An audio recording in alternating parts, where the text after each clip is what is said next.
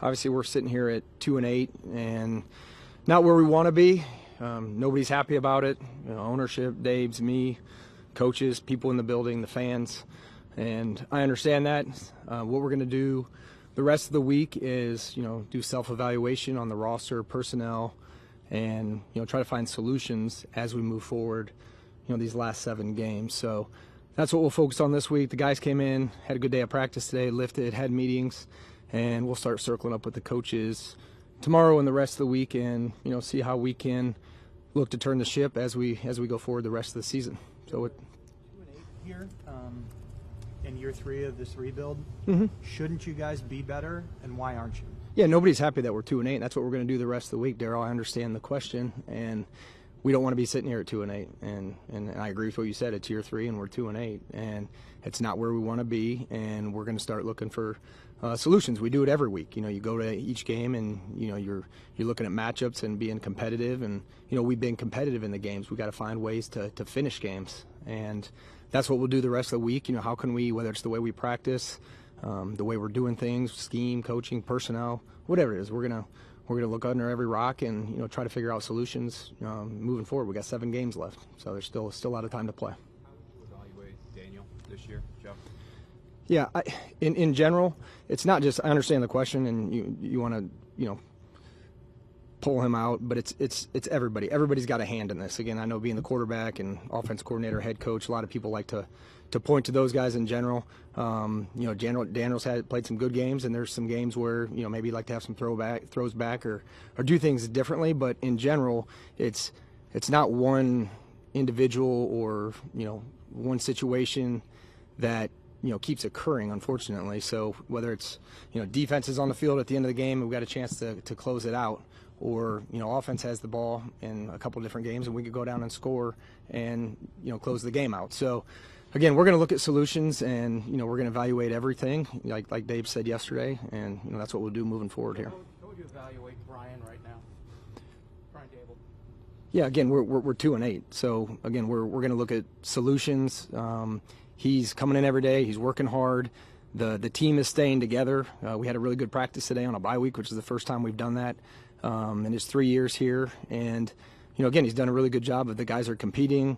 Keeping the locker room together, and again, we're in these games. We're in these games. We just got to find a way to finish it. That's 1-5 in 1-score games. So we got to find a way to get over the hump and make plays at critical times of the game, whether it's red zone, third down, or getting off the field on defense, or tackling on punt coverage and not allowing a punt return for a touchdown. Again, there's a lot of things that we can look at and we need to improve on, and that's what we're going to do the rest of the week. Put this team together. It's your roster. When you look at it from what you thought you were going into the season to now, do you look down at this personnel and say, this team is not good enough, I didn't put a good enough, I didn't give the coaches enough? No, I don't think so. I don't think so, Paul. So why, if the players aren't good enough, then it's got to be the coaching. So I don't think it's not players. It's not one individual. That'd be an easy fix if we could say, hey, it's this. Like, everybody's got their hand in this, Paul, myself included. It starts with me, and we have a really good rookie class, that's playing well. We have the youngest defense in the league. We're 17th in defense, and we're 23rd in offense. We're middle of the pack. So there's not a large margin for error when you go into some of these games, and it's 4 to 5 plays a game that make the difference. And that's what we got to figure out, how to make the plays in critical moments to get over the hump. And I saw a stat last week. I think it was, through week 9 of the NFL season. I don't have the updated week 10, but the most 1-score games in the history of the NFL. I mean, that's what it is. It's close games. There's parity, and we're 1-5 in those close games. And we're going to look for solutions and find ways to make plays in critical parts of the game where we can get over the hump when it matters the most. And we're not far off. So what do you think that stat doesn't say that much about the team then? Because if everybody's competitive, every game's competitive. I mean, if you look at it from a bigger picture, you guys are like 5th in point differential, the biggest point differential. So I'm like, being competitive is, I mean, I would say red zone. Higher, right? I would say red zone is important, and we're last in the league in red zone. Okay, so we're moving the ball, we're getting down there, and we get in critical situations, and we're 32nd in red zone. We got to find a way to put the ball in the end zone, and that's a big part of it. That's a big part of it. Why do you mean you guys are last in the league in scoring? Why do you think you haven't been able to score? Yeah, that's what we're going to look at this week. I mean, we do it every week. We look at it every week, and again, whether it's execution, it's scheme, it's personnel, whatever it is, we have to figure it out. And we believe we have the players in the building to do it, and it's execution. And it's not one individual each week. It's some guys, maybe we have penalties, or there's a drop, or we fumble, or it's just everybody's got a hand in it, and we just got to figure out how to come out and play a clean game with complementary football. And we've done that. We've won. We won. Joe, how much of a role will Daniel's contract and the injury guarantee play into how much he plays for the rest of the season? Yeah, we're going to evaluate everything the rest of the week, and the decisions we make will be football decisions. So that won't be involved in the analysis here? It will be a football decision. Any decisions we make moving forward as we evaluate the roster and what we're doing for the final 7 games will be football decisions. Joe, how do you see Daniel specifically, his long-term future with the franchise? We have 7 games left in this season, and that's what we're focused on. I mean, I'm focused on 2024 and how we can get better these final 7 games. And again, we have 19 of 22 starters are under contract for next year. I believe it's 41 players on the 53. So there is a young nucleus of players here and some veterans that are going to be together, and we're in a position where we have some continuity. So, again, as this team grows together, it's important over these final 7 weeks that, a lot of these guys are going to be together again next year. And we're finally in a position where there will be some continuity year over year. And, it's important that we find ways to win games, specifically those ones I spoke about earlier when it's close. And that's part of changing the culture and expecting to win.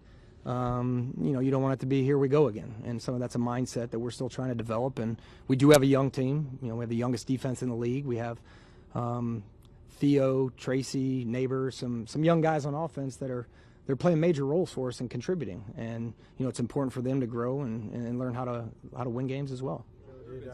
Did Drew or Tommy get any snaps with the first team today? Like, are you turning it into a competition with Daniel at this point? Yeah, it wasn't the typical practice, Pat. So no, it wasn't. There was no first team reps. There have been several players who are on this team that left in free agency and have had substantial success elsewhere.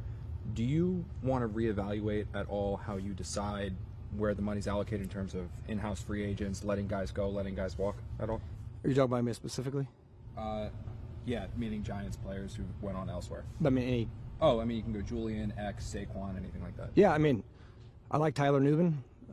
He's played well for us. He's one of the only rookies playing 99% of the defensive play time. He's leading rookies in tackles, so I'm excited about him. Tyrone Tracy also leading rookies, in terms of rushing. So I'm excited about the young players that we have, and that's the build's tough. It hurts sometimes as you're going through it, but you got to go through it to get to the other side. And I like the young foundation that we've put in place. Whether it's Burns and Dex and Kayvon, and there's some pieces that are going to be in play. Neighbors, the rookies I talked about, Theo. There's some young pieces here in place in terms of the foundation that we're going to continue to build on. And another year of free agency and another draft, we're not far off. We're not far off. Do you think you got enough players for that young foundation in your first 2 drafts? You mentioned. Yeah, I would say I like the guys in our first 2 drafts. Again, it's where we were then and what we were trying to do by moving back, and we needed players. Like, there were 5 healthy offensive linemen on the roster at the time. So, there were players or situations you were in trying to fill out the roster, whether it was depth player with some of those guys or certain roles that they developed. Flott is a 3rd round pick that's played solid this year for us, and he plays nickel. And Wandell's turned into a good slot receiver. I think he's in the top 10 in receptions in the league. And some guys are role players. You need those guys as well. So, wish I could bat 1,000. You always want to do that, but again, I believe in the people in the building. I believe in our process. I believe in the research that we do, the work we're doing. I think, you saw the results this last offseason with the draft that we had, and I look forward to, continuing to hopefully have some drafts that compare to this one. You should believe in the process. As an outsider who's not in the building, why should they believe in the process? Because the results obviously aren't what anyone wants. Yeah, nobody's happy that we're 2-8. I don't disagree with you, but I believe in the process, and again, I believe where we're going. And again, building it sometimes it hurts and it's painful and it's hard to go through it, but we're going in the right direction. Joe, Joe, do you think because you mentioned how painful it is for a rebuild, because you won 9 games in your first year, you guys won a playoff game, I don't know if you changed the approach for year 2, or do you think that the rebuild now is viewed differently because of maybe moves you made coming off of year 1 versus maybe having the last 2 years as your first 2 years?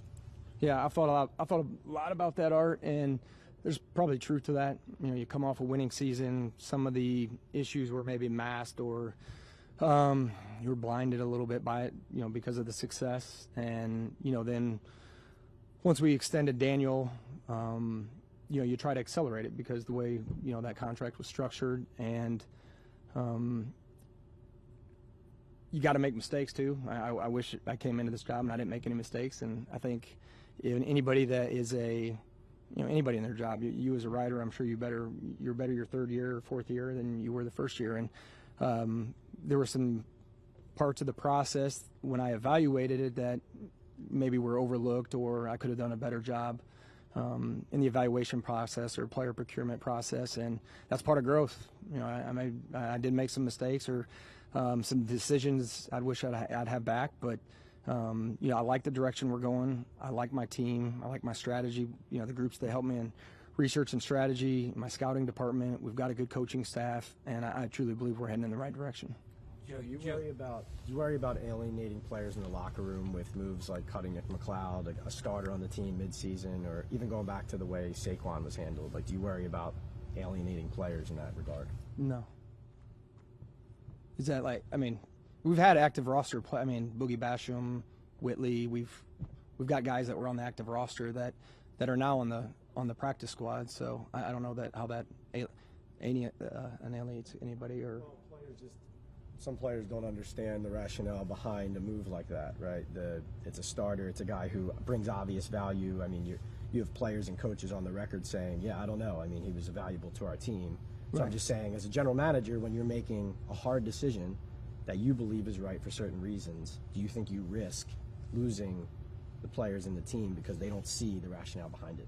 No, and again, no matter what decision I make, there's going to be popular and it's going to be unpopular. I mean, that's the nature of the beast, and not everybody's going to agree with everything I do, and you know, there's going to be a lot of people that disagree and agree. So it's the nature of the business. You got to get comfortable with making the decision, and that was early on in this. That was hard to do.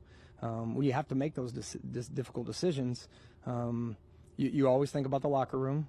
You think about the impact down there, and you also want to do what's best for the organization. So you take all that into account, and I'm close with these guys too. I'm close with the players, and it stinks sometimes when you have to cut them. I don't want to do that, and they have lives and families, and we're around these guys a lot, and you get to know them. So I've got a good relationship with our leadership group in the locker room, and you know, if they have questions, they know they can come and ask me, or you know, I keep them abreast if something's coming up or coming down the pipe where we may have to make a move, and you know, I consult with some of those guys sometimes. You mentioned another year free agency, another draft. Do you expect to be back here, especially if this team doesn't win some games down the stretch? Yes. Do you expect to be back? Mm-hmm. Have you been told you definitely will be back? I communicate with ownership all the time. I know Dave talks about that continuously each time these questions come up, and we have a really good relationship with ownership, and we communicate constantly with them, and you know, there's confidence in the plan and where we're headed. Joe, you mentioned when Dan asked about the draft, you rattled off a lot of guys. I don't think Deonte Banks' name came up. You guys have obviously invested a lot in him, entrusted him to be your number 1 cornerback. Mm-hmm. There's been a lot of effort concerns with Deonte Banks. How head-scratching is that to you, and how do you look at him as a piece moving forward? Yeah, there was one effort question on, you know, the play against Philadelphia, and all right, with 2, I mean, that's a hard play. Dak threw a good ball. It was inside. Safety took a bad angle. You know, again, I hear you though. I understand the question. Tay's a young player. We did invest a high draft pick in a first-round pick as a corner. Played well a year ago. Changed the scheme, and again, we're the youngest defense in the league. It's not just Tay that would like to have some plays back. There's other people but like, we're not giving up on Tay. He's got the physical traits. He's shown the ability to match the top receivers on other teams, and corner's a tough position to play. You're moving backwards, and you're going against some of the greatest athletes in the world that are moving forward, and there's balls that are going to be caught on you, and he's been in really good position, on some of them. So we're not going to give up on Tay. He works hard, he wants it, and I still believe he's got a bright future. But when you look back at just this offseason, do you wish you did anything differently addressing the quarterback position? I mean, I would say specifically Russell Wilson obviously was in here and not pursuing him more aggressively, or just in general, anything you wish you would have done differently? I mean, you're talking specifically on the quarterback position? Specifically on the quarterback, yeah. Yeah, I mean, no. So where you're at with the quarterback, you think this is the best that could have been this season? With the options that were available? Yeah, like yes. Russell Wilson. I mean, when people are free agents and you go through the process, you do what you do. If it's a good fit, then sometimes they come. If they're not, you can't make them. So, again, you go through the process of free agency, whether it's any position, and that's how free agency works. And players decide where they want to go and what they want to do. But some of that stuff's out of your control. That repeatedly that you think you're close, and you've stressed that you're a young team, and a lot of these guys are going to be back next year. Yep.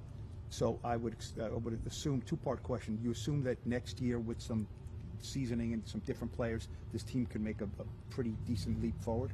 Yeah, I really do. I do. And that's defined by what? Yeah, we'll get into 2025 when we get there. I mean, I don't know what that looks like right now. We're focused on these last 7 games, but I do like where we are from a continuity standpoint, and I think that's important.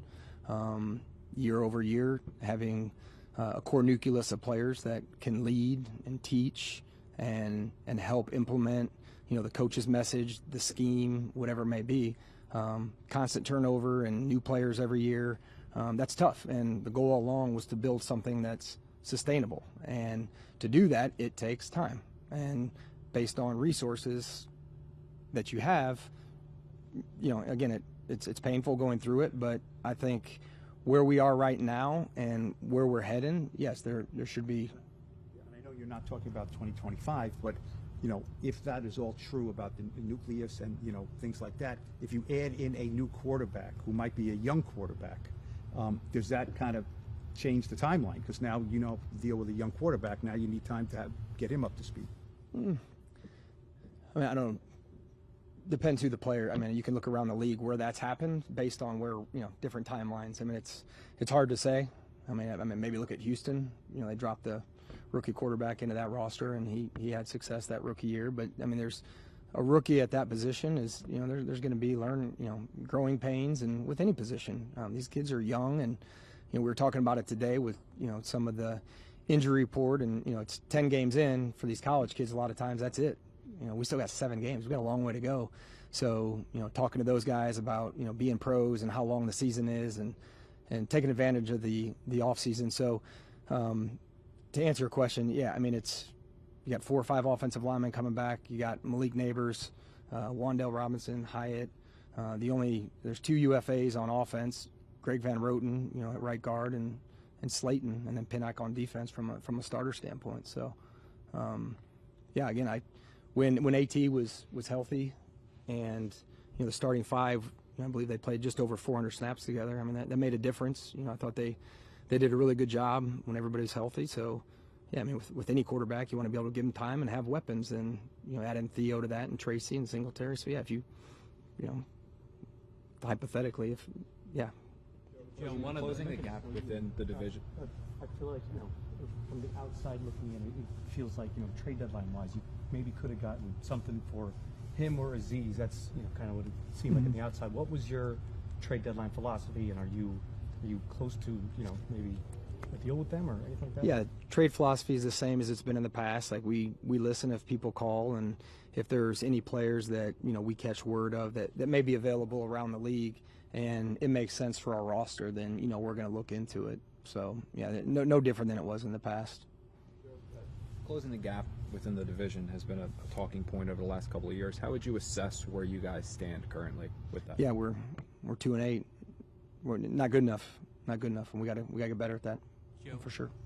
Sorry, Joe, one of the roster decisions that's talked about often is the off-season plan to go into the season with Josh Azudu as your backup left tackle, knowing Andrew Thomas has an injury history.